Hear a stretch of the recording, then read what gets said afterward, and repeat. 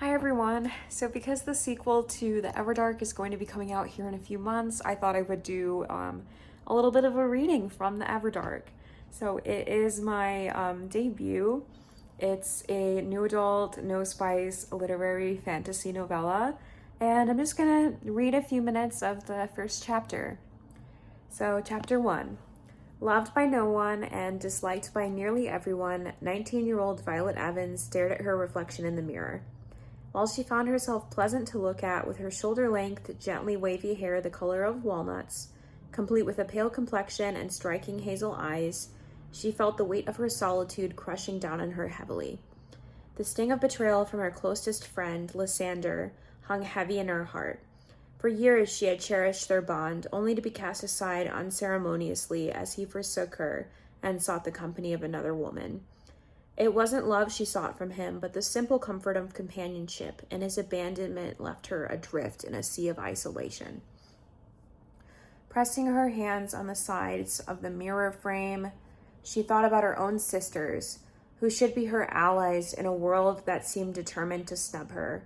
They had turned their backs, leaving her to wander the woods alone every day, yearning for solace and sanctuary to read her books. Acknowledging that it was May 6th, Lysander's birthday, she sighed, thinking that she couldn't wish him a happy birthday after what he put her through. She walked out of the house, seeking refuge to read her novels within nature's embrace. Though not unpleasant to look at, the world around Violet mimicked her internal solitude and deeply rooted sadness, dull, drab, and boring, a place she would describe as lifeless, painted in endless shades of beige.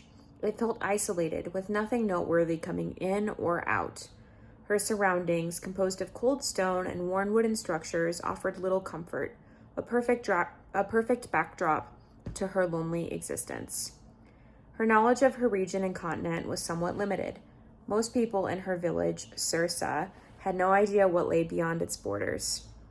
It was exceptionally rare to see a stranger's face, perhaps only at the pub, though she had never ventured there herself. She did know of a fishing village that she imagined had trade routes.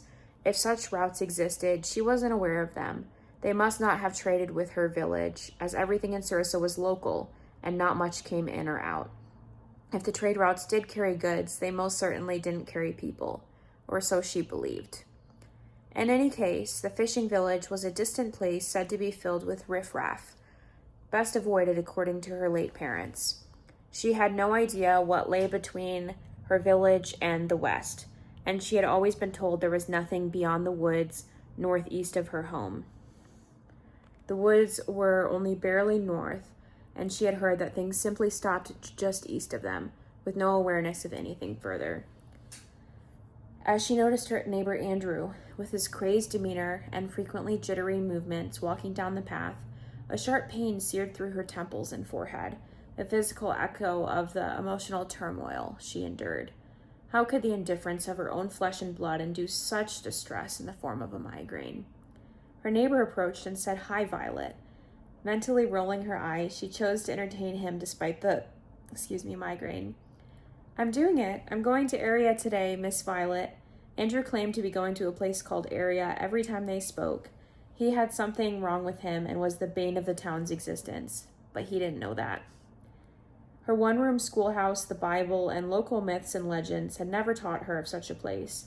Even if such a place existed, she didn't believe ship crossings were accessible for those in her village, and other than by foot, they had no method of travel. From her understanding, those in Cirsa did not venture far from home. "Good for you, Andrew. Let me know how Area is, all right."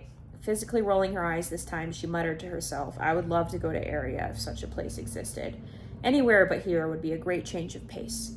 Then continued walking and entered the forest on the edge of town, where she spent her days reading. The forest, while drab, was quite beautiful in some respects. The umbrella pines, also known as stein pines or Pinus pinea, were beloved by those who entered the forest. Moving at a brisk pace now, ready to have some time to herself, she walked toward a location whispered about in old stories from time to time, the Crater Lake. Glistening blue, the waters contrasted with the monotony of her world, and she felt her life as a whole. She often spent time near the lake in various spots, feeling peaceable, as she called it as a child. It was the only body of water nearby that she was aware of. From what she had learned, the lake had been there before her ancestors' time, and she wondered if they had witnessed the fall of the fiery star believed to have created the lake. She often wondered if the supposed celestial event changed everything around it, but her life was too dreadful to give that much consideration. And thus ends chapter 1.